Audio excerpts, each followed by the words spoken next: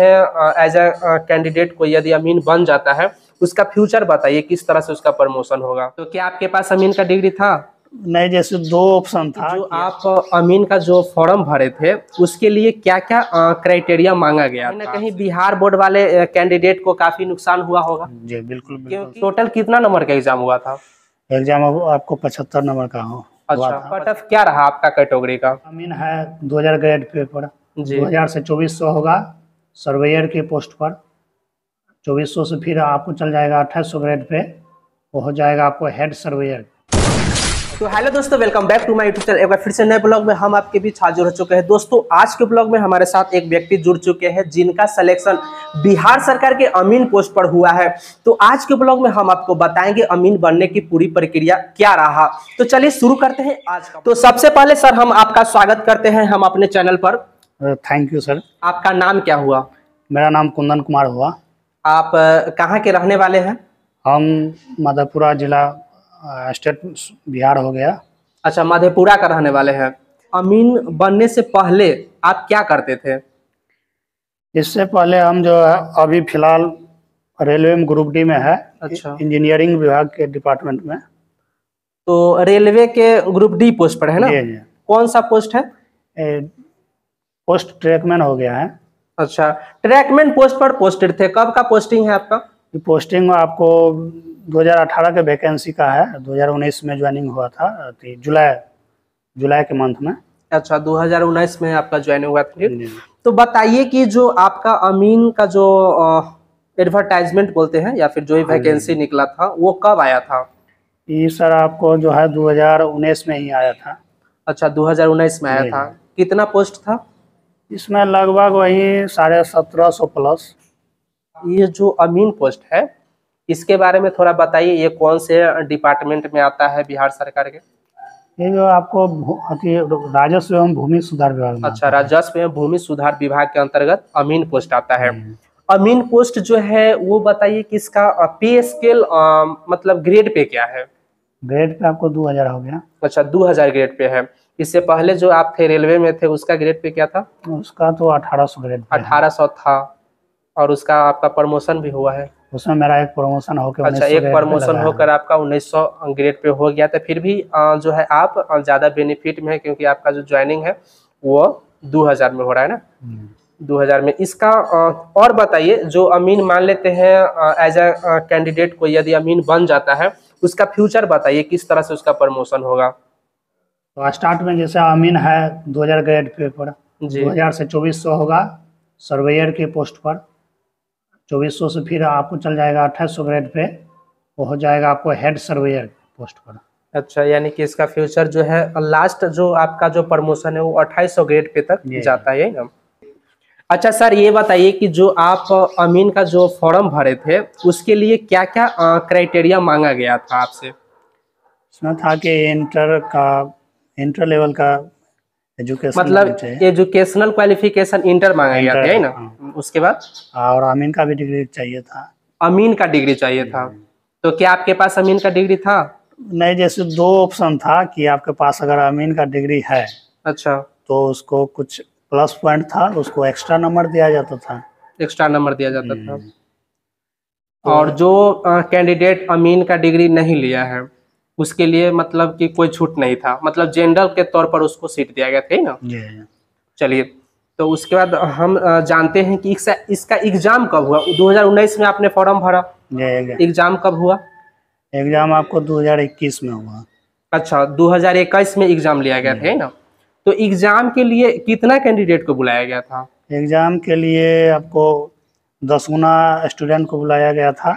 अच्छा, मान लेते हैं कि 10 गुना से ज्यादा कैंडिडेट था तो उसको छांट दिया गया था।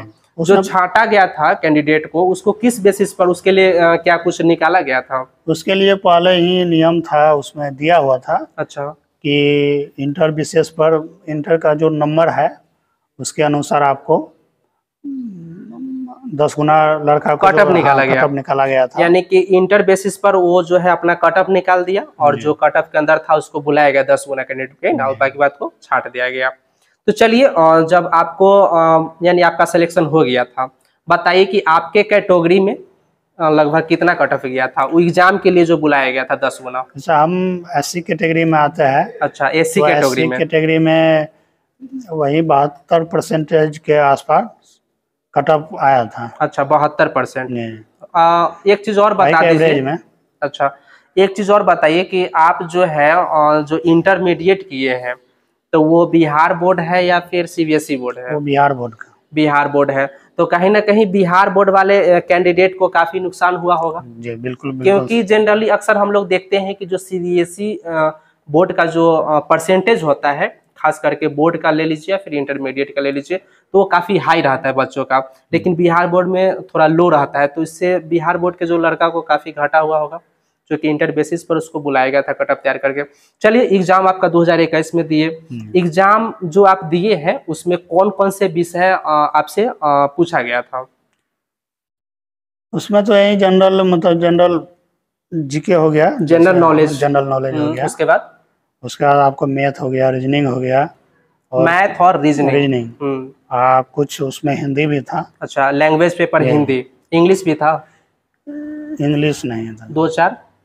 हाँ, 2-4 हाँ। अच्छा, 2-4 इंग्लिश भी था, मतलब लैंग्वेज भी पूछा गया था इसमें, इंग्लिश और हाँ, हिंदी वही थोड़ा 10 नंबर के आसपास। 10 नंबर का लैंग्वेज था ना?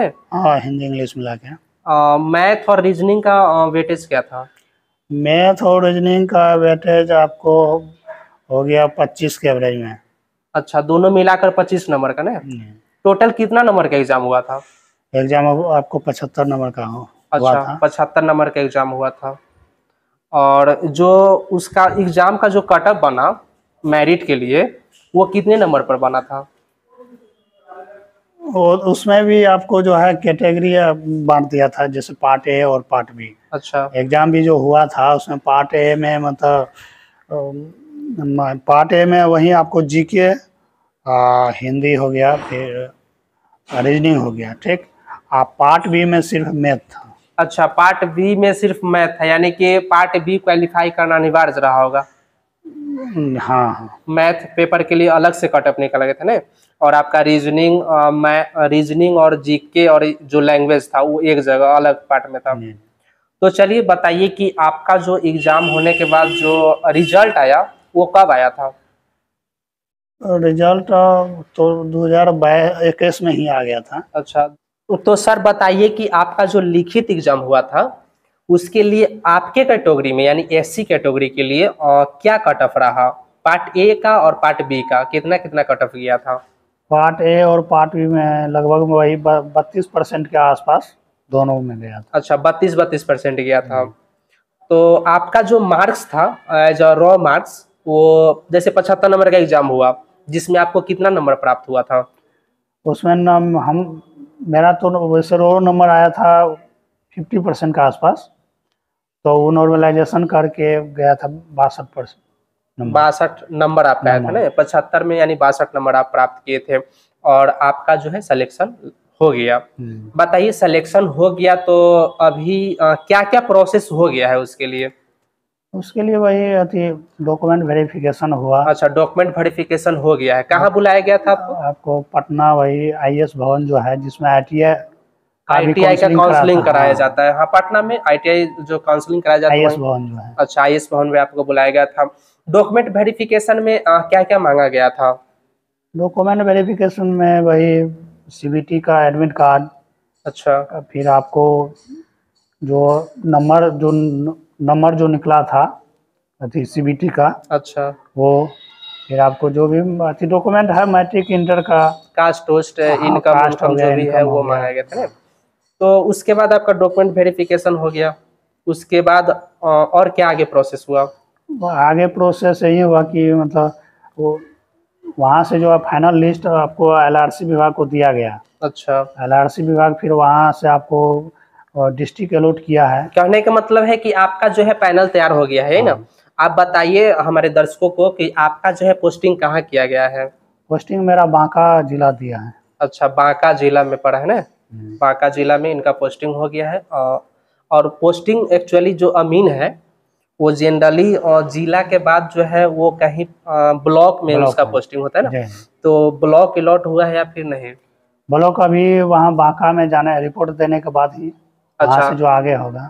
बांका में यानी आपको बुलाया जाएगा, वहाँ पे रिपोर्ट होगा, उसके बाद आपको अलॉट किया जाएगा ना। एक चीज और हम जानना चाहते हैं कि अक्सर बिहार में जो है देखते हैं कि हर साल जो है वैकेंसी आती है अमीन का, वो लगभग टेंडर बेसिस पर आती है, टेंडर बेसिस पर। लेकिन इसमें जो है आपका जो है टेंडर बेसिस है नहीं, ये टेंडर बेसिस, ये परमानेंट जॉब आपका निकाला गया था ना। हाँ, परमानेंट जॉब निकाला गया था। बताइए कि ये जो वैकेंसी बिहार सरकार की आई थी अमीन के लिए, वो लगभग कमी वैकेंसी है ये दूसरी बार का है। इससे पहले कब आया था? इससे पहले 2013 या 14 में आया था पहली बार। अच्छा, यानी 2013 का वैकेंसी था, और उसके बाद जो है फिर से जो दोबारा बिहार सरकार जो अमीन का जो पोस्ट निकाला है, वो लगभग 7 या हाँ, अभी तो एक्चुअली ज्वाइनिंग 2023 में आपका होने जा रहा है ना। लगभग कहा जाए तो 10 साल के बाद जो है वो पोस्ट भरी जा रही है। सर, एक सवाल हम आपसे यह पूछना चाहते हैं कि आपका जो ड्यूटी है रेलवे में, वो लगभग कितने वर्षों का अनुभव रहा? लगभग 4 साल हो गया सर। अच्छा, 4 साल आप जो है रेलवे को सेवा दिए हैं, ठीक। तो जो कैंडिडेट हमारे यहाँ फिर से आने वाले हैं रेलवे में एज अ ट्रैकमैन के पोस्ट पर खास करके, तो उसके लिए आप क्या बताना चाहिएगा और आपका अनुभव क्या रहा इस 4 साल में? उसके लिए हम सबसे पहले यही बताएंगे कि आप लोग आइए और ड्यूटी करिए। अच्छा। और उस ड्यूटी के बाद जो है ना, आप लोग खास करके ट्रैकमैन पोस्ट में जी, आप जो है अपने स्टडी को जो है कंटिन्यू रखिए, क्योंकि इस पोस्ट में जो है कि खास करके आपको थोड़ा हो जाता है हार्ड वर्क वाला, फिजिकल वर्क करना पड़ता है, हो जाता है। तो हर कोई चाहता है कि हम इसे बेहतर करके आगे की ओर निकले। जी, तो बताइए कि इससे पहले और भी कहीं आपका प्रयास किए थे? इससे पहले मेरा वही टेक्नीशियन में भी हुआ था, रेलवे टेक्नीशियन। हाँ, 2019 का 18 का ही वैकेंसी था। अच्छा, पुराना वैकेंसी में आपका सिलेक्शन हुआ था। तो जब सिलेक्शन हुआ तो आप क्यों नहीं गए? कहाँ पोस्टिंग हुआ था? मेरा हुआ था सिकंदराबाद। अच्छा, सिकंदराबाद यानी साउथ इंडिया में। तो आप क्यों नहीं गए फिर वहाँ? वो तो सर मेरा पर्सनल है कि हम दूर के चलते नहीं गए। अच्छा, दूर के सौभाग्य की बात है कि अब आपको अंततः जो है बिहार में ही फाइनल हो गया है। चलिए, बहुत अच्छी बात है कि आपका जो है बिहार में ही सिलेक्शन हो गया है। चलिए सर, तो आपने हमें अपना कीमती समय निकाल कर दिया, इसके लिए बहुत बहुत धन्यवाद आपका।